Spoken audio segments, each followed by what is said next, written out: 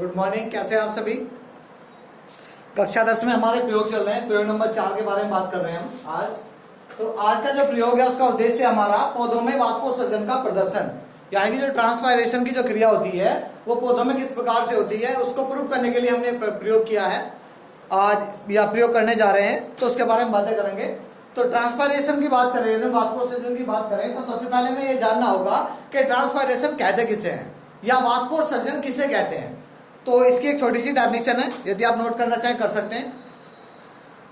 तो ट्रांसपायरेशन बोलते हैं यानी कि वाष्प मतलब भाप का उत्सर्जन, यानी कि किसी चीज का बनना, यानी कि एक्सक्रीशन यानी कि उत्सर्जन होना।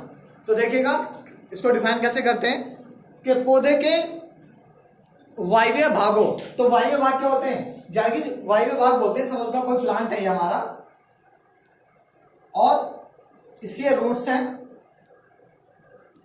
ये रूट्स हैं। तो रूट्स जमीन के अंदर रहती हैं। तो वायवीय भाग कौन से होंगे, जमीन से ऊपर के, यानी कि जो हवा में होंगे। ठीक है, हवा में क्या क्या होते हैं आपको दिखाई दे रहे हैं। देखिए पौधे के वायवीय भागों जैसे पत्तियों यानी कि लीव्स की बात कर रहे हैं, जैसे पत्तियों पौधे के वायवीय भागों जैसे पत्तियों के द्वारा होने वाली जल हानि, यानी कि वाटर के लॉस को क्या कहते हैं, ट्रांसपायरेशन या वाष्पोत्सर्जन कहते हैं। और यह क्रिया पौधों में उपस्थित रंध्र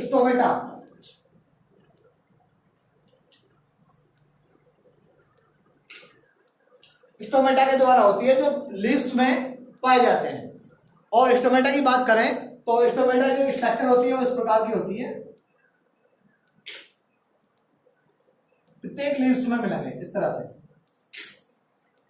ये वाले जो है स्ट्रक्चर है ये स्टोमेटा की स्ट्रक्चर है। ठीक है, ये ओपन स्टोमेटा है यानी कि खुला हुआ है। स्टोमेटा कब खुलते हैं, जब सूर्य का प्रकाश पत्ती के ऊपर पड़ता है तो स्टोमेटा ऑटोमेटिक अपने आप ही खुल जाते हैं। ठीक है, और वो सबसे, यदि कोई पूछे आपसे सबसे अधिक किस समय खुलते हैं तो दोपहर के समय सबसे अधिक स्टोमेटा खुलते हैं। जैसे ही शाम होती जाती है स्टोमेटा ऑटोमेटिक क्लोज हो जाते हैं। होता कब है, जैसे पानी जाइलम के द्वारा जो हमारी गार्ड सेल होती है उनमें आता है, सहायक कोशिकाएं होती हैं, द्वारपाल कोशिकाएं होती है, तो वो फूल जाती हैं। फूलने के बाद ये ओपन हो जाता है। ओपन होने के बाद क्या होता है, जो वाष्प जो जल होता है वेपर के रूप में, वाष्प के रूप में ऊपर वायुमंडल में चला जाता है। ठीक है, तो ये थी स्टोमेटा की बात। तो स्टोमेटा की बात कर रहे हैं यदि हम, तो स्टोमेटा यदि आपसे कोई पूछता है रंध्र या स्टोमेटा जो आपसे पूछता है कोई, तो क्या बताओगे कि स्टोमेटा पत्तियों की निचली सतह पर सबसे अधिक पाए जाते हैं, ऊपरी सतह पर कम मिलते हैं। किसी प्लांट में ऊपर ही मिलते हैं, किसी प्लांट में नीचे ही मिलते हैं, और किसी प्लांट में दोनों सतह पर मिलते हैं। जब आप 12th क्लास में जाओगे तो इन चीजों को आप क्लियर कर लोगे। ठीक है, तो देखिए आज से इस हमारा प्रयोग क्या है, हमें सिद्ध क्या करना है कि पौधों में वाष्पोत्सर्जन का प्रदर्शन, यानी कि आपने जनरली देखा भी होगा कि हम हमारे घर में कोई गमला है और या पौधे लगे हुए हैं, उसमें हम डेली पानी डालते हैं, तो पानी कहाँ चला जाता है। तो आज उस चीज को प्रूव करने के लिए हम इस प्रयोग को कर रहे हैं। तो देखिए आवश्यक उपकरण में क्या करेंगे हम, तो आवश्यक उपकरण जो है मैंने आपको बता चुका हूं पहले ही ऑलरेडी सभी प्रयोगों में, कि किसी प्रयोग को करने के लिए जो हम इक्विपमेंट जो उपकरण यूज कर रहे हैं वो हमारे आवश्यक उपकरण के अंतर्गत आते हैं। जैसे सबसे पहले क्या पॉइंट है हमारा, गमले में लगा पौधा।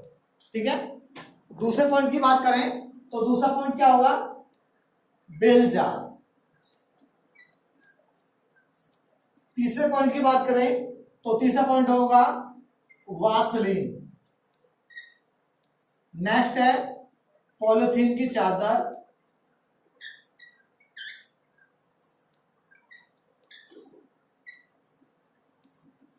नेक्स्ट है कांच की प्लेट।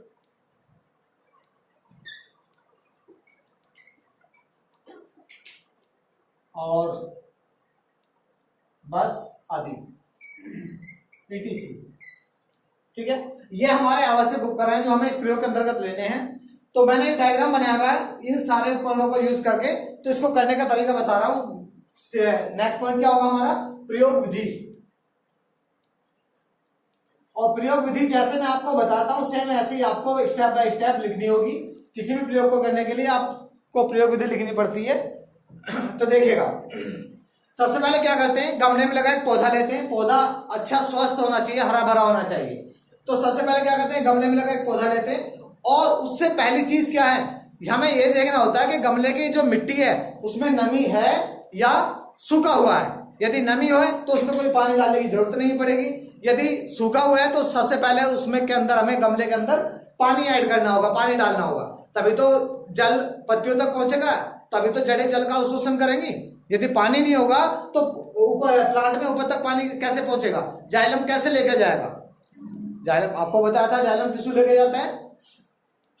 तो सबसे पहले गमले को देखना है, यदि नहीं है सपोज का हमने पानी डाल दिया गमले के अंदर, और उसको फिर दूसरे नंबर पे क्या करना है, हमें पॉलिथीन की चादर, पिन्नी की चादर से गमले को बांध देना है। क्यों बांध देना है, सपोज का गमले के अंदर नमी है और हमने ऐसे ही रख दिया इसको, तो क्या होगा, हम तो ये कहेंगे गमले की नमी, आपने देखा होगा कि सपोज करा आप एक बाल्टी पानी बखेर दे या कहीं छिड़क दें किसी सूखे स्थान पर, आप सुबह छिड़क के आए थे उस पानी को, और जब आप कॉलेज से वापस जाओगे या 1 घंटे बाद देखेंगे क्या वो पानी मिलेगा, नहीं मिलेगा ना। क्यों, जैसे सूर्य का प्रकाश पड़ा तो वेपर यानी कि वाष्प के रूप में वायुमंडल में चला गया। या आपने कपड़े धोए, गीले कपड़े थे, आपने सुखाने के लिए डाल दिए, तो उनकी जो वाल पानी था वो वेपर वाष्प के रूप में बन के वायुमंडल में चला जाता है कुछ समय, और हम उन कपड़ों को वापस ले आते हैं। ठीक है, तो सेम वही कंडीशन है कि यदि इसमें नमी होगी तो ऊपर चली जाएगी ना, तो उस नमी इसके अंदर ही रहे। हमें सिद्ध करना क्या कि पौधे के वायु भावों से वाष्पोत्सर्जन क्रिया होती है या नहीं होती है, देखिएगा। तो पहले क्या करा मैंने, गमले को पिन्नी से बांध दिया, गमले के अंदर पानी डाल के बांधने के बाद क्या करते हैं, इसको कांच की प्लेट के ऊपर, मैं इनके नाम लिख देता हूं यहां पर, ये क्या है,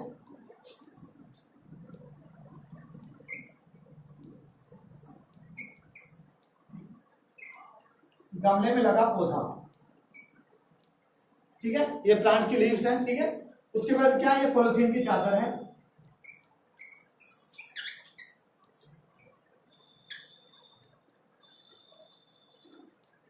उसके बाद ये जो है ये वासलीन है, वासलीन भी ले सकते हैं और ग्रीस भी ले सकते हैं यहाँ पर, ठीक है। और ये क्या, ये जो हमारा इस तरह का कांच का जो उपकरण है, ये इसको बोलते हैं बेल जार,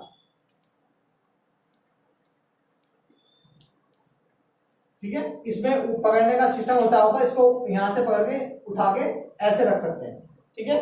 देखिएगा, तो क्या देखते हैं, हमने गमले के अंदर पानी डाल के उसको पिन्नी से बांध करके कांच की प्लेट के ऊपर रख दिया, ये कांच की प्लेट को लिखेंगे,